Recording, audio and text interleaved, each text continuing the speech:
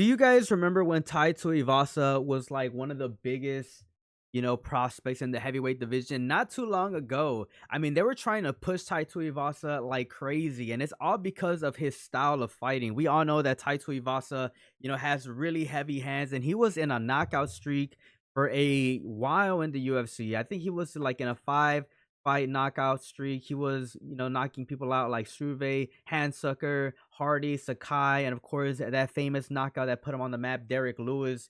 And he almost even managed to knock out Cyril Gahn. That was a very interesting fight. He landed a very clean flush punch on Cyril Gahn and almost made MMA headlines because that was a very heavy punch that landed on Cyril Gahn. And if he would have knocked out Cyril Gahn in that fight, I mean, it would have been amazing to see what Tai Tuivasa would have managed to do in his career. But this dude managed to let himself go in an insane way. I mean, he weighs 308 pounds. And I mean, I know that he fights in the heavyweight division, but holy shit, this is heavy. 308 pounds. That just means that he's been sitting around like a fucking sofa, not doing anything, not, preparing for any fights at all.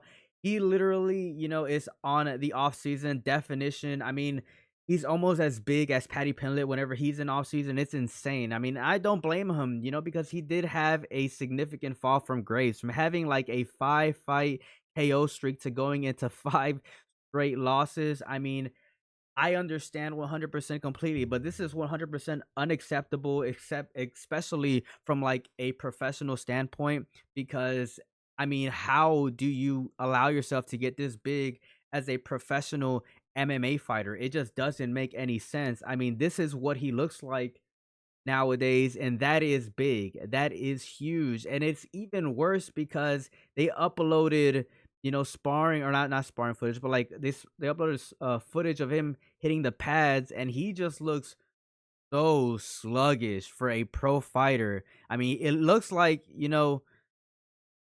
it just looks like shit, it really does. I mean, he has really bad footwork, some of the slowest leg kicks I've ever seen. I mean, granted, he does have decent technique still in his punches, but this is just incredibly sad to see that a professional fighter like this, that had a lot of hype not too long ago, managed to pretty much let himself go to this extent. 308 pounds is unacceptable for a professional fighter.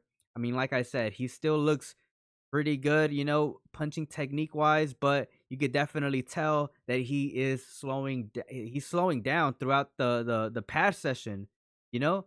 Too many shoeys, too many barbecues, and not enough training. I mean, that's pretty obvious, right?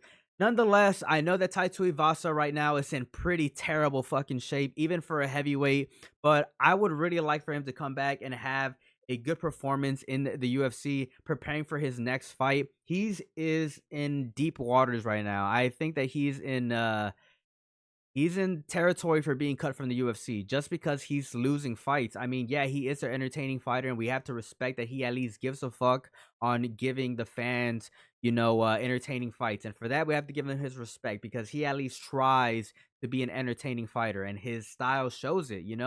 And he's been a fan favorite for a very, very long time because of it.